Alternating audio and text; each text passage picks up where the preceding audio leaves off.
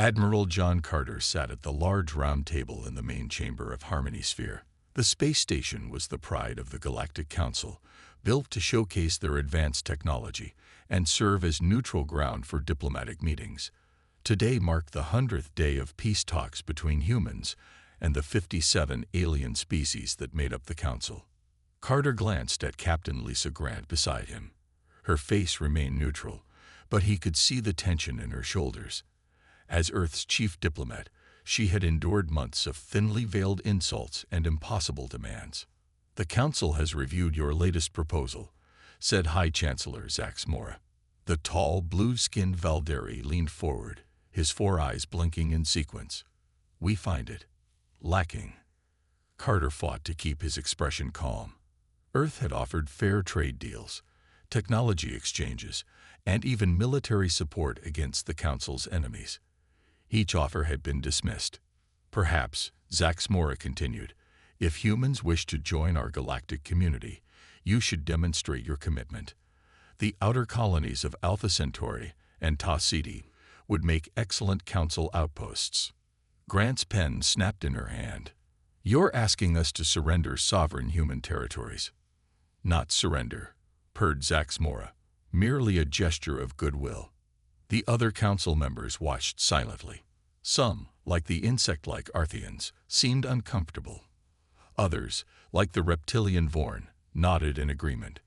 "Chancellor," said Carter carefully, "those colonies are home to millions of humans. They are not bargaining chips." Zax Mora waved a six-fingered hand dismissively. "Your species is young, Admiral. Barely 200 years of space travel. The Valderi have sailed the stars for 10,000 years. The Lumari for 20,000. You must understand your place." The room grew very quiet.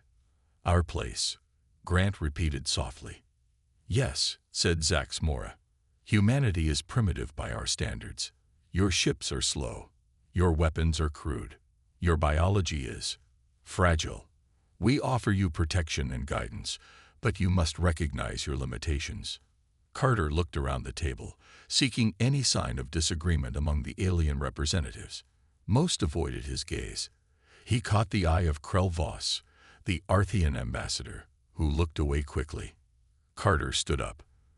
The movement was so sudden that several Council members flinched. "Captain Grant," he said calmly, "please gather our materials." Grant rose without hesitation. The other 5 members of the human delegation followed suit. "What is the meaning of this?" demanded Zax Mora. "We are not finished." "Yes," said Carter, "we are." He turned and walked toward the chamber doors. The human delegation fell in behind him. "Admiral," called Zax Mora, "this is highly irregular. The Council has not dismissed you." Carter paused at the doorway and turned back.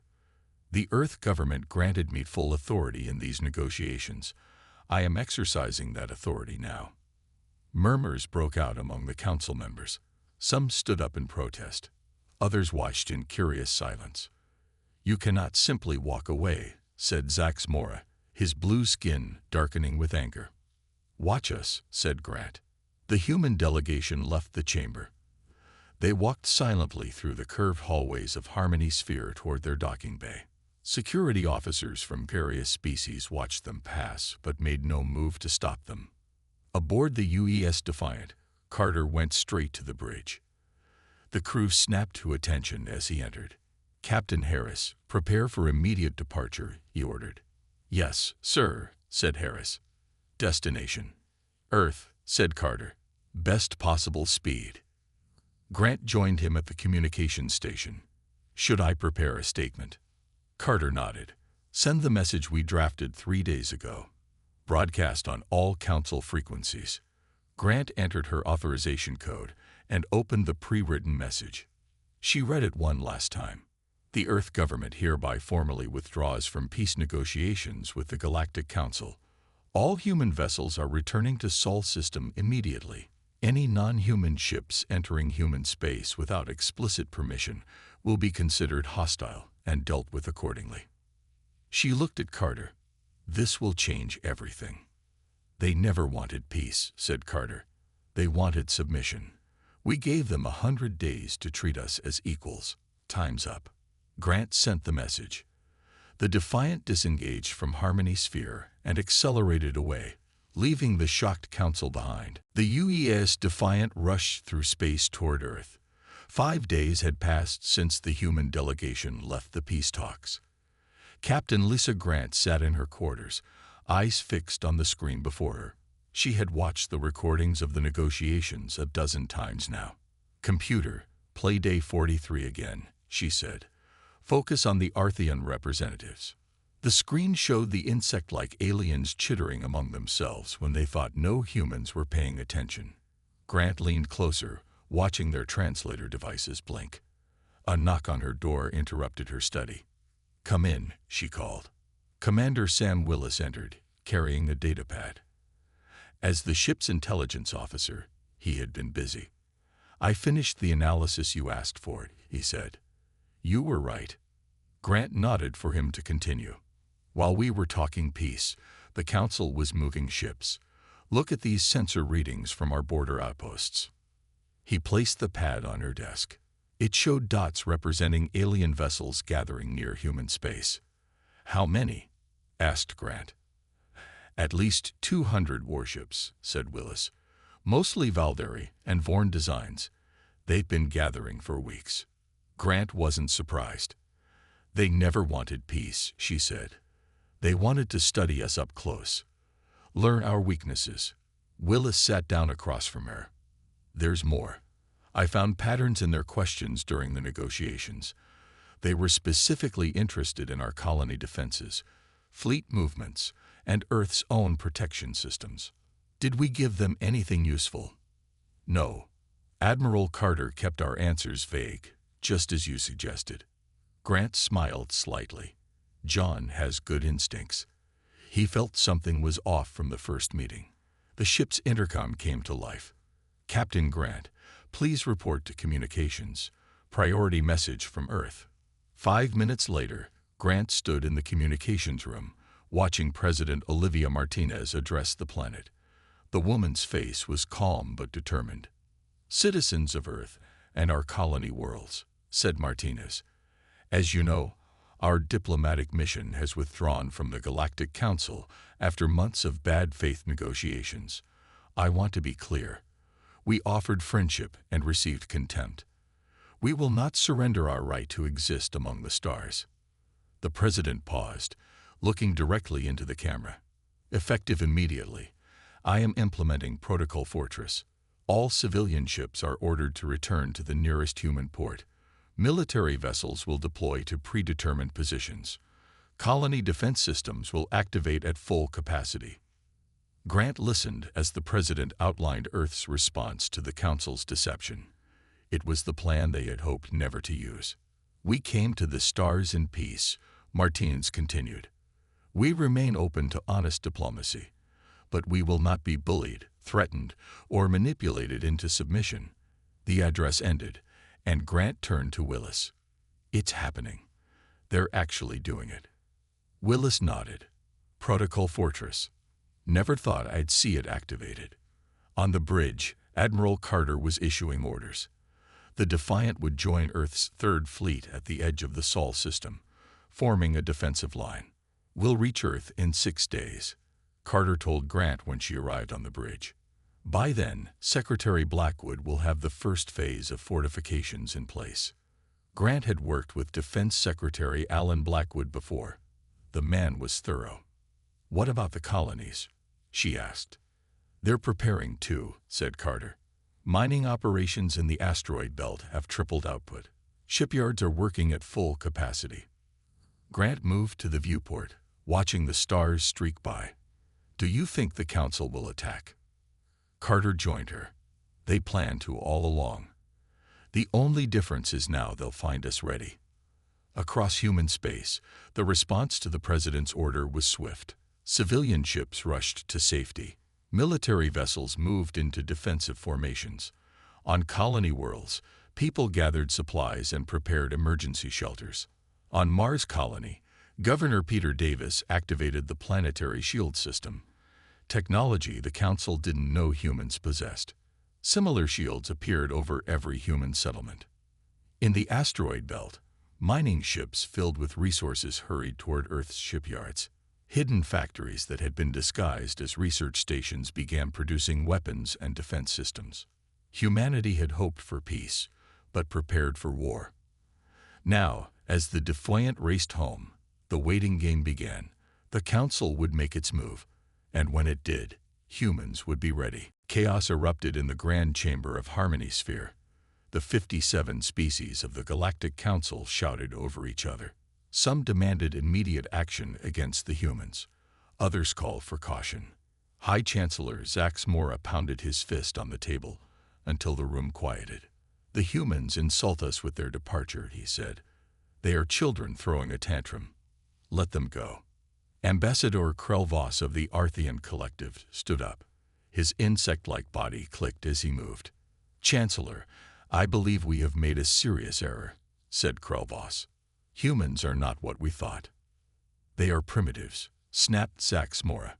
Their ships are slow. Their weapons are basic. Their colonies are poorly defended. Are they? Asked Krelvos. Or is that what they wanted us to believe? Murmurs spread through the chamber. Nix Talon, the Council's intelligence director, stepped forward.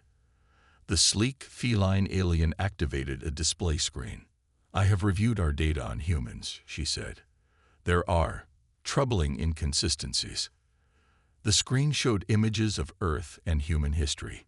Their planet is what many species would call a death world, explained Nix Talon. High gravity, extreme weather, dangerous wildlife, and toxic elements in their environment. Yet they thrived there. She swiped to new images showing human conflicts. Their history is filled with warfare. When our researchers first found these records, they were dismissed as exaggeration. I now believe that was a mistake. The screen showed ancient battles, modern wars, and space conflicts during Earth's expansion. Humans fight more fiercely when outmatched, said Nix Talon. They develop new tactics and technologies at remarkable speed when threatened. And they unite against outside enemies despite their internal differences. Zax Mora waved a dismissive hand. Interesting history lesson, Director. But their current technology is still far behind ours. Is it? Asked Krelvos. Our scout ships report unusual activity in human space. Their colonies are activating defense systems we didn't know existed. Ambassador Elwervine of the peaceful Lumari species rose, her glowing skin pulsed with concern. Perhaps we should send a delegation to apologize, she suggested. We treated them poorly. We can admit our mistake. Apologize. Zax Mora looked offended. To primitives. Chancellor, said Nix Talon carefully, new data is coming in. Our long-range sensors detect energy signatures along human borders. They appear to be minefields. Impossible, said Zax Mora. Their ships carried no such weapons. Correct, said Nix Talon, which means these defenses were already in place, hidden from our scans, or they were deployed very recently by ships we didn't detect. Silence fell over the chamber as the implication sank in. How did they hide these capabilities from us? Demanded Zax Mora. Perhaps, said Krelvos quietly. They didn't hide anything.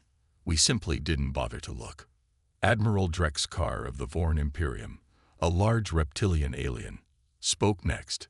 What do we know about their military strength? Limited, answered Nix Talon. We counted 47 warships during our surveillance. Their colonies have basic defenses. Earth itself has a small orbital guard. And you believe all of this information is accurate? Asked Krelvos. Nix Talon hesitated. I no longer know. Their sudden withdrawal suggests they knew we were gathering intelligence. They may have been feeding us false information. Zax Mora stood up, his patience gone. Enough debate. I propose we send a fleet to human space, not for war, but to show strength, to remind them of their place. Many council members nodded in agreement. Some looked uncertain. I caution against this, said Krelvos. If we underestimated them once, we may do so again. Your concern is noted, Ambassador, said Zaxmora coldly. But the Council will not be defied by newcomers, all in favor of sending a peacekeeping force to human space. Most hands and appendages rose. The Arthians and Lumari abstained. The decision was made. As the Council members filed out, Krelvos approached Nix Talon. Director, before you prepare the fleet, I suggest you look deeper into human history, said the Arthian. Specifically, search their records for the phrase, never corner something that is still willing to fight when cornered. Nix Talon tilted her head curiously. What does it mean? It means, said Krelvos, that we may have made a terrible mistake. Dr. Ethan Powell sat in his lab on Earth, surrounded by holographic displays. As the leading human expert on alien biology and culture, he had been part of the first contact team 20 years ago. Now he reviewed those records with new eyes. Computer, display the original translation matrix provided by the Council, he said. The air lit up with complex equations and language patterns. Powell had trusted these translations for 2 decades. Every human diplomat and scientist had. Now overlay our independently developed translation matrix, he ordered. A second set of patterns appeared. Most matched, but there were key differences. Powell leaned forward. I knew it. They altered the translations, subtle changes, but enough to shift meanings. He pulled up the first contact agreement. The Council version translated a key phrase as Peaceful Exploration Initiative, but Earth's own translation matrix now revealed the true phrase, Resource Acquisition Target. Powell reached for his communication device. Get me Admiral Carter. Now. Far from Earth, Captain Grace Rodriguez guided her ship, the UES Vigilant, through the darkness of space. The vessel was special, equipped with stealth technology that made it nearly invisible to sensors. For months, the Vigilant had monitored Council communications. Captain, we're picking up unusual activity, said Lieutenant Carl Mason. Multiple Council ships moving toward human space. Rodriguez moved to his station. Show me. The screen displayed dots representing alien vessels. They moved in formation, clearly military. Scout ships, said Rodriguez, probably checking our defenses before the main fleet arrives. Should we engage? Asked Mason. Rodriguez shook her head. No. Our orders are to observe and report. The Council doesn't know we can see them. She tapped her console. Send this data to Earth. Maximum encryption. Back on Earth, Secretary Alan Blackwood stood in the Central Command Center beneath the Rocky Mountains. Around him, screens showed Earth's defenses activating. Status report, he ordered. Colonel Diane Foster responded. All colonies report defense shields at full power. Minefields are active along all approach vectors. The fleet is in position. Blackwood nodded. And our special projects. The orbital shipyards have dropped their camouflage, said Foster. The first wave of new vessels is ready. The Council still thinks they're habitat stations. A communications officer called out, Sir, incoming message from the Vigilant. Council scout ships approaching our borders. Let them come, said Blackwood. Let them see just enough to make them nervous. In Washington, D.C., President Martinez met with Earth's unified government. Representatives from all nations and colony worlds gathered in person or by hologram. The Council underestimated us from the beginning, said Martinez. 20 years ago, we were truly new to space travel. We needed their technology and knowledge. But we weren't blind to the risks. The President activated a display showing Earth's secret military buildup. While we publicly focused on peaceful expansion, we quietly prepared for the worst. Every ship, every colony, every space station was built with hidden defenses. We studied their technology and improved upon it in ways they never imagined. The Indian representative spoke up. But why did they think we were so weak? Surely they scanned our ships. Dr. Powell, who had joined the meeting, answered. They saw what we wanted them to see. Our ships use layered hull technology. The outer layer is relatively primitive. It's what their scanners detected. The inner layers contain our true capabilities, shielded from their sensors. The Chinese representative asked, "Will they attack?" "Yes," said Martinez firmly. "Their pride demands it. But we won't wait to be victims." She turned to Blackwood. "Activate the Phoenix Protocol." Across human space, massive projects hidden for years now revealed themselves. Inside hollow asteroids, shipyards activated. Mining bases on distant moons transformed into defense platforms. Research stations unveiled powerful weapons. In Earth orbit, satellites that appeared to be communication relays reconfigured into defense arrays. Civilian ships revealed military capabilities, their hulls opening to expose weapon ports. On Mars, Governor Peter Davis watched as massive doors opened in the planet's surface, revealing underground hangars filled with fighter craft. Similar facilities activated on every human colony. The message sent to all human settlements was simple: Phoenix Protocol active. Stand ready. Humanity had played weak and primitive for 20 years. That deception was now over. The Council would soon learn exactly what they had provoked. The Galactic Council war fleet moved through space toward the Sol system. 300 warships from various species formed the largest military force assembled in 50 years. At its center flew the massive dreadnought Inevitable Victory, command ship of Admiral Drex Karr of the Vorn Imperium. On the bridge, Drex Karr watched the stars with his yellow reptilian eyes. His scaled skin reflected the blue light of the control panels. "Time until we reach human space?" he asked. 4 hours, Admiral, answered his second-in-command. Ambassador Krulvos stood nearby, mandibles clicking nervously. The Arthean had joined the mission, despite his objections to it.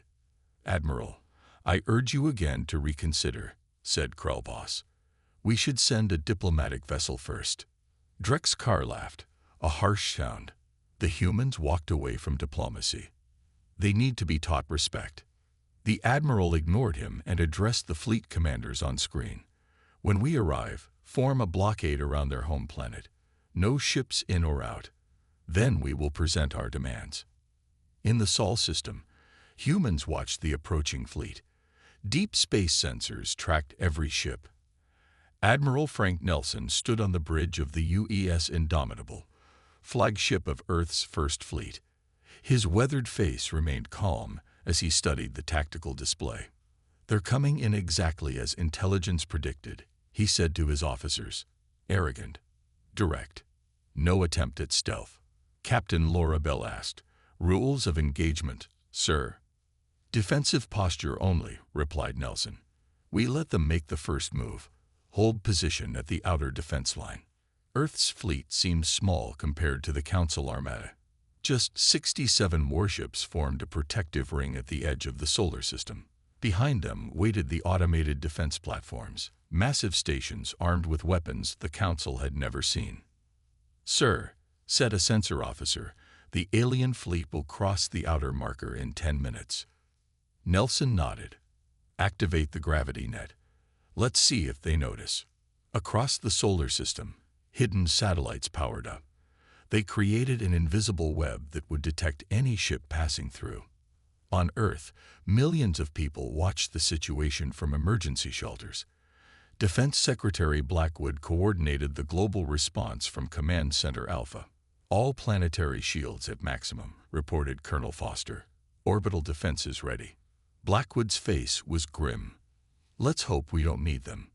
But if we do—" "We're ready, sir," said Foster. In deep space, the Council fleet approached the edge of the Sol system. Admiral Drex Karr stood tall, confident in his overwhelming force. "No sign of major defenses," reported his tactical officer. "Their ships are holding position near their home planet." "As expected," said Drex Karr. "They know they cannot win. Signal the fleet tow." Alarms suddenly blared across the bridge. Ships at the front of the formation reported strange sensor readings. "What's happening?" demanded the Admiral. "Unknown energy field," said the science officer. "It's surrounding our lead ships." Before Drex Karr could respond, the first wave of Council vessels began to drift off course. Their engines flared but produced no movement. Some ships started to break apart, their hulls twisting under invisible forces. Gravitational weapons, shouted the science officer. They're distorting space itself. Admiral Drexcar stared in disbelief. Impossible. Humans don't have that technology. More alarms sounded as the defense satellites revealed themselves. They weren't firing energy weapons or missiles. Instead, they bent the fabric of space, creating gravitational shears that tore metal like paper. 20 Council ships were destroyed in the first minute. 50 more were damaged beyond repair. Ambassador Krelvoss watched in horror. "We've made a terrible mistake," he whispered. He rushed to a communication station. "I must contact the Council immediately." But Drexcar wasn't ready to retreat. "Launch all fighters. Target those platforms." Fighter craft poured from the Council ships, only to encounter Earth's own fighters emerging from hiding places among asteroids and moons. The human vessels were smaller but faster, with weapons that cut through Council shields with ease. Admiral Nelson watched from the Indomitable. "Hold the line," he ordered his fleet. "Let the defense grid do its work." On the Council flagship, chaos reigned. Half the fleet was trapped in the gravitational web, being slowly torn apart. The other half couldn't advance without meeting the same fate. "Admiral," pleaded Krelvoss, "we must withdraw. The humans have technology we thought impossible." Finally, as his own flagship began to shudder under gravitational stress, Admiral Drexcar gave the order. "All ships, retreat. Get clear of this system." The once mighty Council fleet turned and fled, leaving behind destroyed ships and wounded pride. The remains of the Council fleet limped away from Sol system. Damaged ships struggled to maintain speed while emergency repairs continued. On the bridge of inevitable victory, Admiral Drexcar nursed his wounded pride along with a gash on his scaled face where a control panel had exploded during the battle. "Status report," he demanded. His second-in-command hesitated before answering. 142 ships destroyed or disabled, Admiral. Another 73 with major damage. Our fighting strength is reduced by over half. Ambassador Krelvoss stood nearby, his insect eyes unreadable. "The humans could have destroyed us completely," he said. "Yet they allowed us to retreat." Drexcar slammed his fist on a console. "They toyed with us. They let us run like scared prey." "No," said Krelvoss. "They showed restraint. There is a difference." Back in Sol system, Admiral Nelson received the congratulations of Earth's leadership with quiet dignity. His fleet had suffered no losses. The automated defense platforms continued to function perfectly. "Should we pursue their retreating vessels?" asked Captain Bell. Nelson shook his head. "No." President Martinez was clear about this. "We defend, we don't attack." He opened a channel to all human forces. "This is Admiral Nelson. Well done, everyone. Maintain defensive positions. The Council fleet is in retreat, but they may return. Stay alert." On Earth, President Martinez addressed the unified government and the watching public. "Today, humanity demonstrated that we will not be bullied or conquered," she said. "We have the strength to defend ourselves, but we will not become the aggressors we were forced to fight." She looked directly into the camera. "To the Galactic Council, I say this: we will not pursue your retreating vessels. Return to your space and reconsider your actions. We remain open to honest diplomacy based on mutual respect." The response confused many Council species. Military analysts predicted the humans were planning something worse. Cultural experts suggested this restraint was a power move, showing they didn't consider the Council worth pursuing. Secretary Blackwood met with Colonel Foster in a secure room beneath Washington, D.C. They reviewed data from the battle. "The gravitational weapons worked better than expected," said Foster. "Yes," agreed Blackwood. "And more importantly, we now have samples of their technology." He pointed to images of disabled Council ships that had been captured intact. "Get our best people on this." Foster nodded. "I've already assigned teams. Dr. Powell will head the analysis." Elsewhere in the same facility, Dr. Ethan Powell studied captured Council data systems. His team had discovered fundamental flaws in alien encryption methods.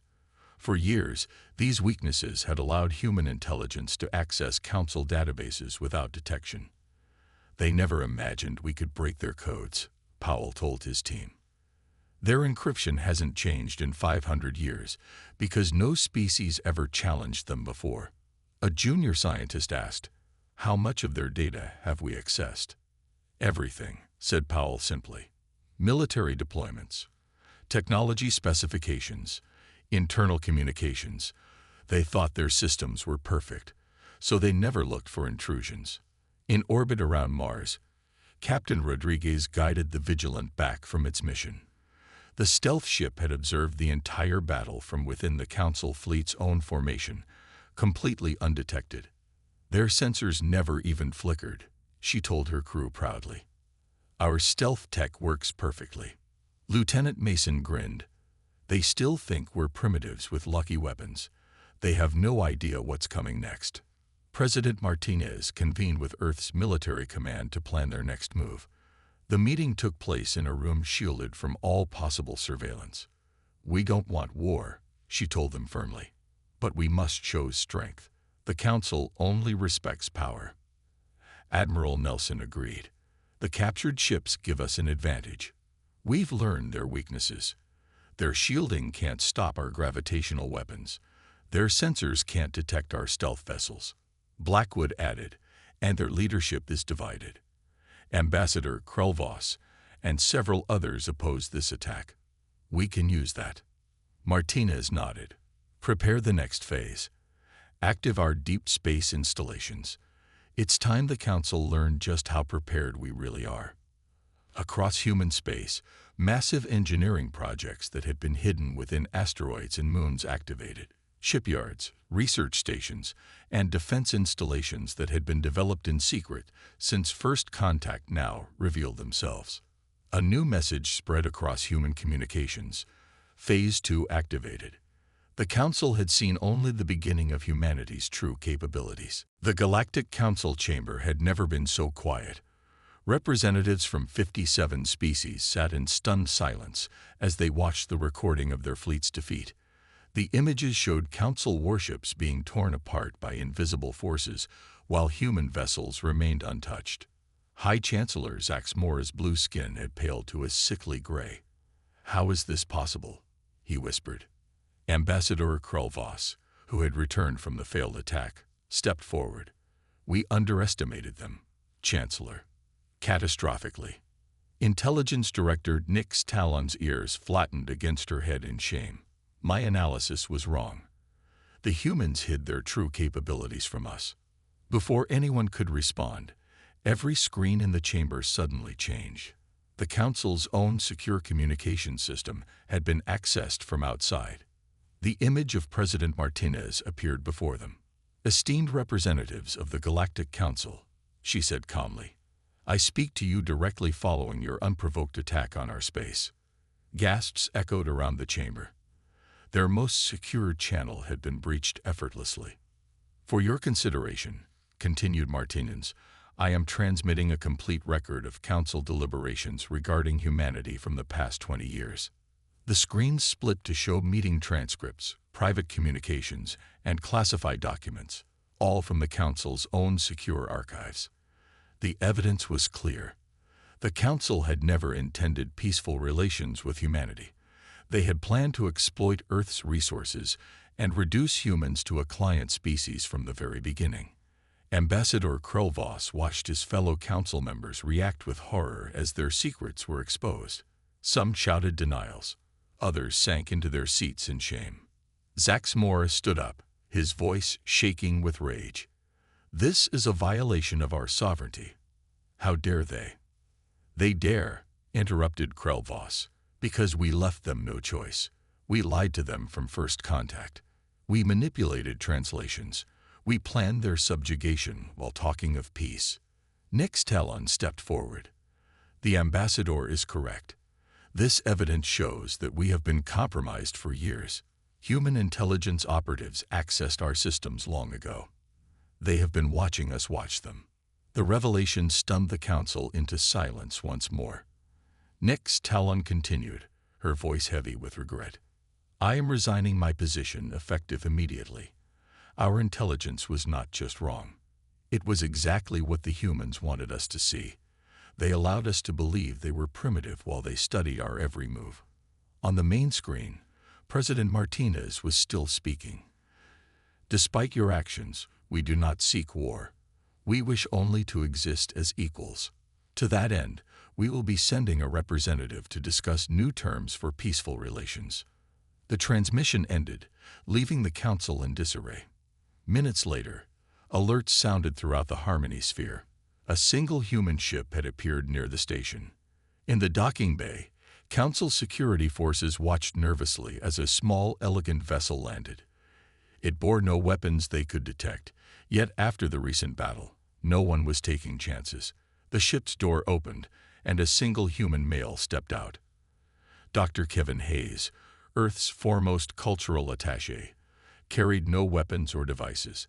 He walked calmly toward the waiting council representatives. Thank you for receiving me, he said with a slight bow. I come with the authority to speak for Earth. Hayes was escorted to the council chamber, where the representatives had barely recovered from the shock of Martinez's message. He stood before them, seemingly unintimidated by the assembly of powerful alien species. Humanity came to the stars seeking friendship, Hayes began. When that was rejected, we prepared for war, as we have done throughout our bloody history.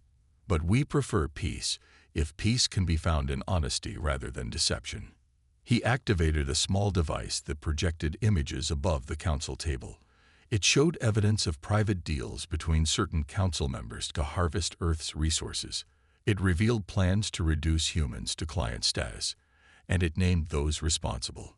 Some among you never wanted peace, said Hayes. They saw us only as resources to be exploited. They must be held accountable before any new agreements can be considered. Zax Mora and several other high-ranking officials squirmed uncomfortably as their schemes were exposed for all to see. The choice before you is simple, concluded Hayes. True peace based on mutual respect, or continued confrontation that will benefit no one. The council chamber erupted in debate as the future of galactic relations hung in the balance. 6 months passed since the failed council attack on Earth. The Harmony sphere had been moved to neutral space as a gesture of the new beginning between species. Captain Lisa Grant, now Ambassador Grant, walked through its curved hallways toward the main chamber. The station felt different now. Gone was the artificial hierarchy that had placed council founding species in positions of authority. Representatives from all worlds, including Earth, now met as equals. Grant entered the chamber where the reformed Galactic Council awaited. Many familiar faces were missing. High Chancellor Zax Mora and his closest allies had been removed from power after their schemes were exposed. Several aggressive species, including the Valdari Empire, had been forced to sign non-aggression pacts with Earth. Ambassador Krulbos greeted Grant warmly. The Arthean had become one of humanity's strongest supporters. Welcome, Ambassador, he said. The Council is ready to receive Earth's proposal. Grant nodded and took her place at the circular table. Around her sat representatives from 73 species, the original Council members plus 16 new ones that had broken away to form alliances with Earth. Thank you for this opportunity, said Grant. Earth has prepared a framework for a new galactic partnership based on transparency and mutual respect.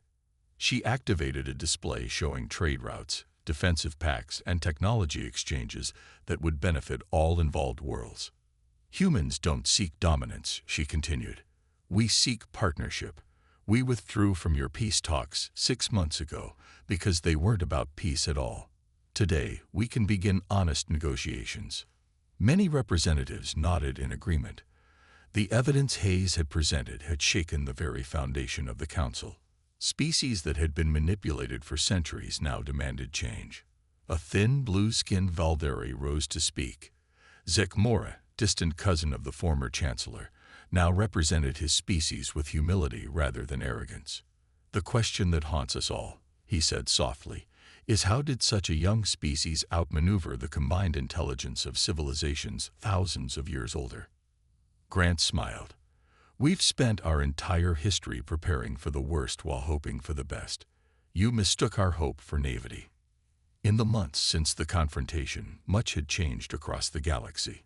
Human technology, particularly their gravitational weapons and stealth systems, had revolutionized space travel and defense. Species that had been bullied by the old council now looked to Earth for protection and partnership. Ships from Earth and friendly alien worlds conducted joint exercises, sharing technologies and strategies openly. The knowledge exchange benefited everyone involved. Admiral Carter watched from the observation deck as vessels from 20 different worlds practiced formation flying. Commander Willis stood beside him. 6 months ago, we were preparing for a war that could have devastated the galaxy, said Carter. Willis nodded. And now? Now we're building something better, replied Carter. Something that might actually last. In Earth orbit, construction continued on a new diplomatic station named New Dawn. Unlike the Harmony Sphere, which had been designed to impress and intimidate, New Dawn emphasized openness and equality. Its central chamber had no raised platforms or special seats. All species would meet as equals. President Martinez visited the construction site regularly. Today, she floated through the partially completed structure with Dr. Powell and Secretary Blackwood. Will it work? She asked them. This new alliance. Powell smiled. The old council survived for thousands of years through fear and manipulation. I believe partnership and mutual respect provide a stronger foundation. Blackwood looked out at Earth below them. We'll keep our defenses ready, just in case. Old habits die hard among some species. As they should, agreed Martinez. The best peace is one protected by vigilance. Back on the Harmony Sphere, Ambassador Grant concluded Earth's presentation. The chamber erupted in approving sounds from dozens of different species. Even former enemies seemed cautiously supportive. The stars have room for all of us, said Grant, if we approach each other with honesty instead of deception. Krulvos clicked his mandibles in the Arthean version of applause. When humans withdrew from our peace talks, we thought it was the end. We didn't realize it was just the beginning. As the new accords were signed, Grant thought about the long journey from first contact to this moment. Humanity had come to the stars seeking friends and found enemies instead. But in facing that challenge, they had helped create something better than what had existed before. Sometimes, walking away was the first step toward a better future.